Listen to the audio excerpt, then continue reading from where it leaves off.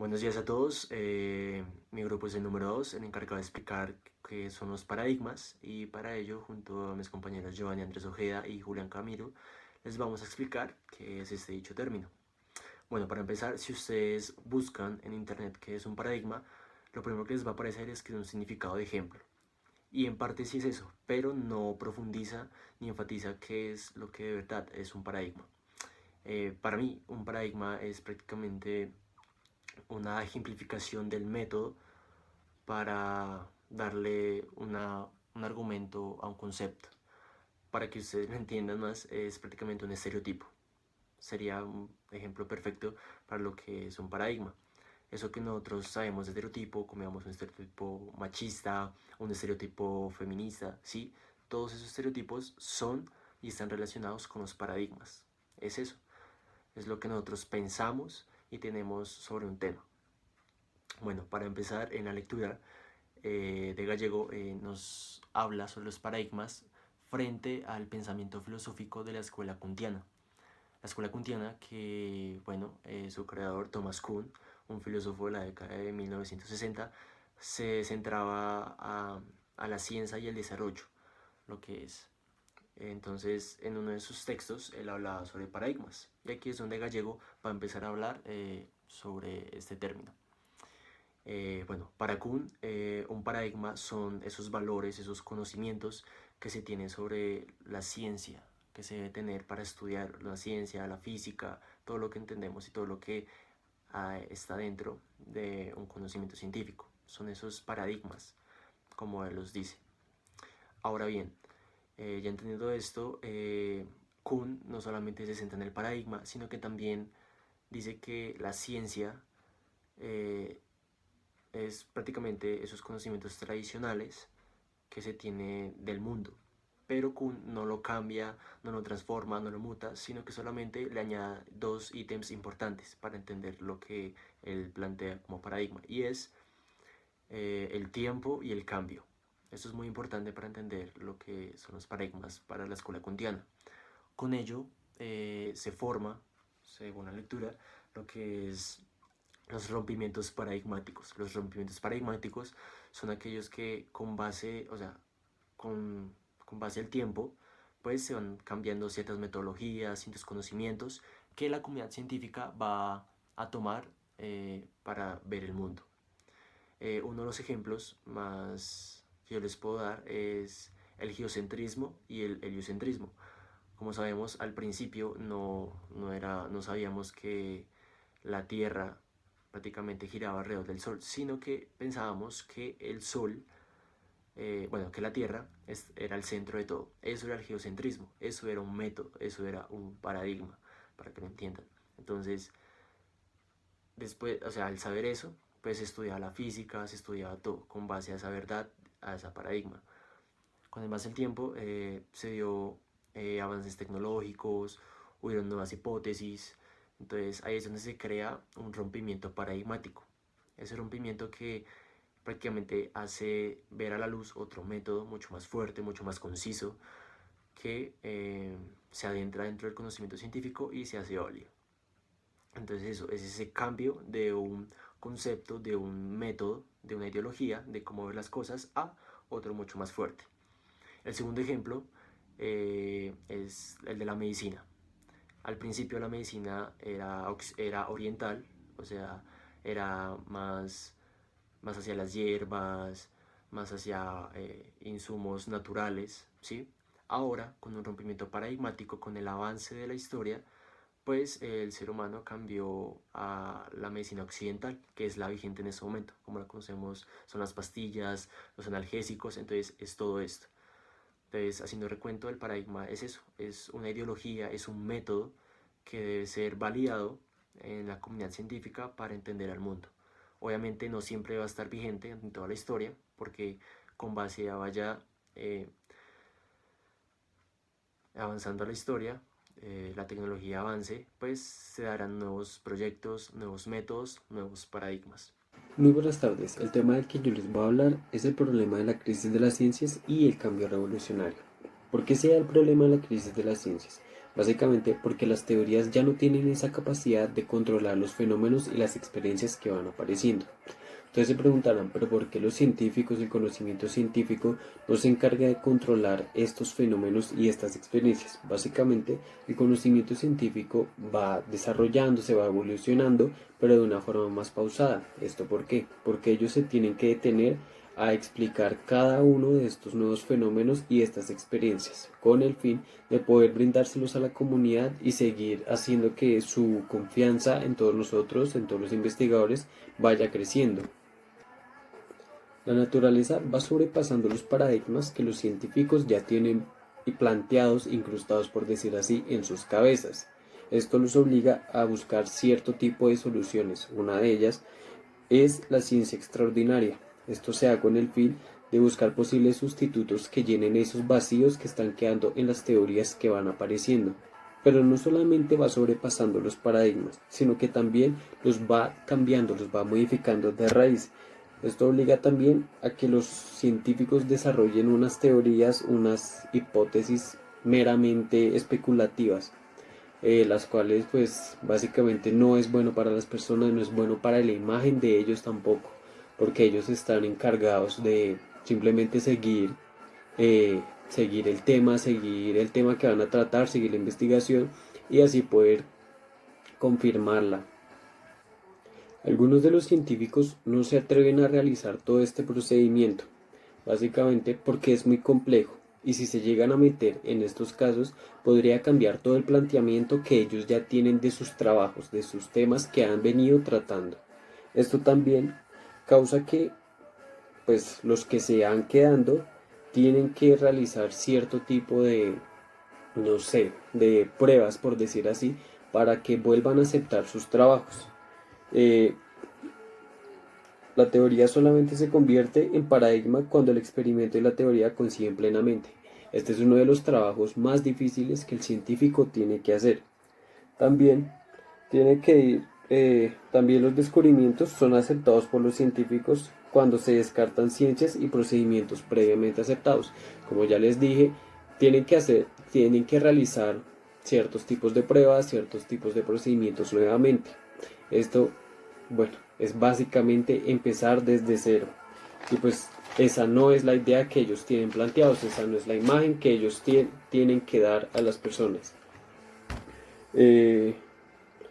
Ok, pues bueno, a raíz de la investigación que ellos van haciendo pueden ir saliendo nuevas teorías. Esto también provoca que, como dije ya al comienzo de la exposición, vaya disminuyendo la velocidad con la que los científicos trabajan.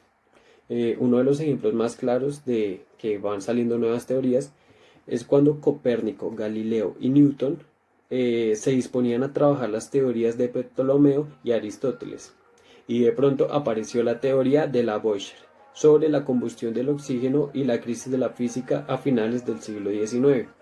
Esto los obliga a replantear todo, todo por lo que han construido, todo lo que han venido uniendo. Otro de los temas que vamos a tratar es el de cómo responden los cambios científicos a los cambios del paradigma. Como esto se relaciona muchísimo con el tema que ya venía tratando anteriormente. ¿Esto por qué? Porque hablas básicamente sobre cómo los científicos tienen que reaccionar ante los cambios de paradigmas. Tienen que tener la capacidad de aceptar el cambio que se está dando naturalmente, porque básicamente los cambios son naturales, es algo que simplemente va surgiendo y es algo que simplemente se va desarrollando. Estos deben claramente evaluar tanto los paradigmas viejos como los paradigmas que se están implementando nuevamente. Tienen que confirmarlos y tienen que tener la certeza de que el trabajo que ellos están haciendo lo están haciendo de una forma acertada. Pero mientras todo esto va sucediendo, los científicos lo que hacen es inventar una hipótesis ad hoc. ¿A qué me refiero con ad hoc? Ad hoc es una solución específicamente elaborada para un problema o un fin preciso. Ellos se van a enfocar básicamente en la teoría, en el problema que está surgiendo actualmente, en el problema que ellos tienen en sus cabezas en este momento. Eh, pero ya también, como lo dije pues, en mi parte anterior, hay algunos científicos como que no se le miden a meterse con nuevos paradigmas, con nuevos temas. No, eh, básicamente lo que hacen es rechazar los paradigmas sin tener otro sustituto. Dejan el tema muerto básicamente. No tienen la capacidad y el manejo que se debe manejar, valga la redundancia, para así compartírselo a las personas.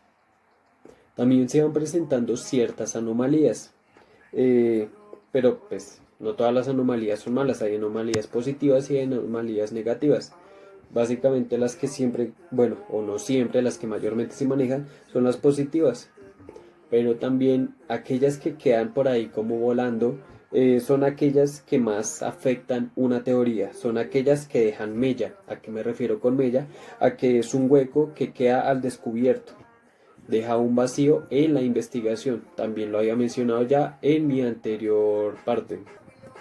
Una forma en la cual los científicos responden es a través del análisis. Se debe reconstruir y se debe buscar métodos y aplicaciones para poder llenar estas mellas, estos vacíos que quedan en la investigación. Según Kuhn, las diferentes disciplinas científicas han pasado por distintos ciclos, estos llamados ciencia normal y ciencia revolucionaria.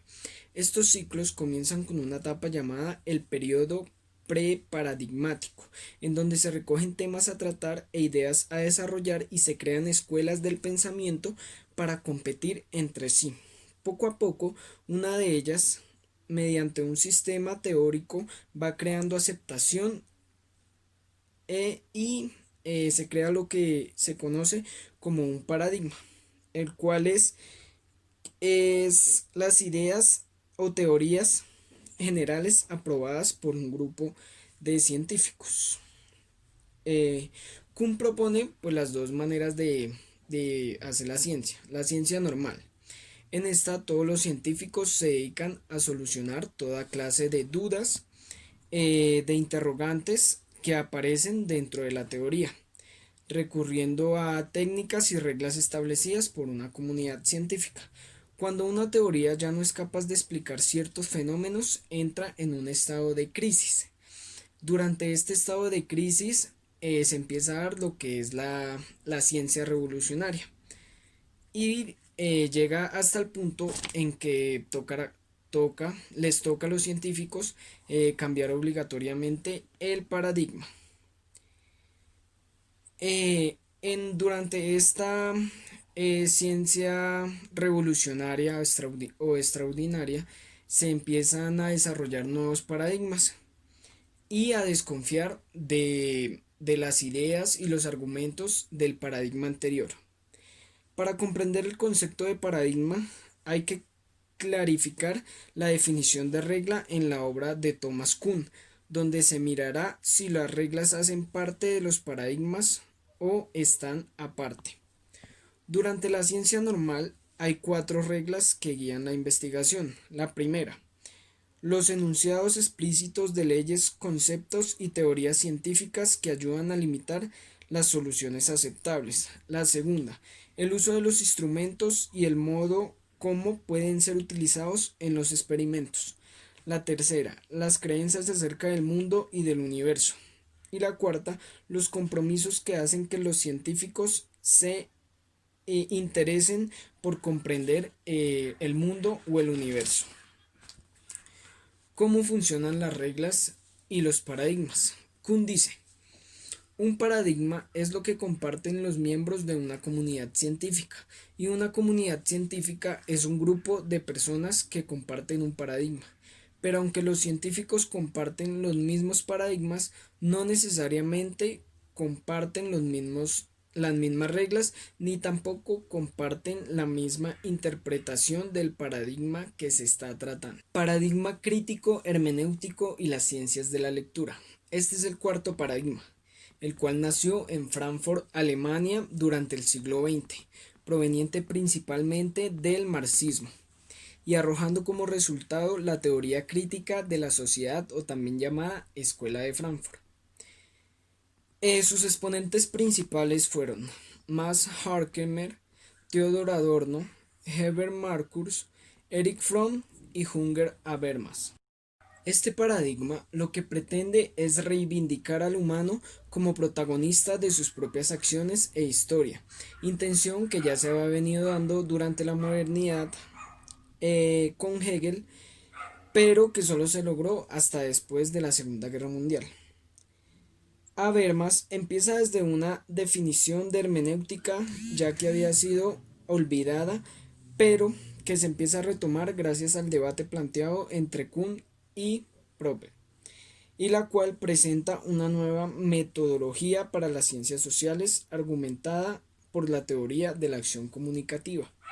Alrededor de la teoría crítica han surgido diferentes movimientos que contribuyen a un enriquecimiento metodológico y epistemológico de este paradigma, como lo son las teorías sobre la fenomenología del mundo en Investigaciones Lógicas de 1995 y el desarrollo de las concepciones hermenéuticas de Heidegger en su obra El ser y el tiempo en 1993, junto con Gadamer en su obra Verdad y Método en 1997, las cuales han tenido gran importancia dentro de las ciencias sociales. En los últimos tiempos, los filósofos Heidegger, Gadamer y otros han venido desarrollando una hermenéutica con tres características: arte, técnica de interpretación y filosofía y metodología de las ciencias sociales. Estos autores se han basado en el método Verstegen. Por esto consideran que dar explicaciones de fenómenos y acontecimientos sociales es complicado para el científico, no solo por el contexto, sino también por el hecho de lograr que se repitan los hechos y experimentarlos ellos mismos.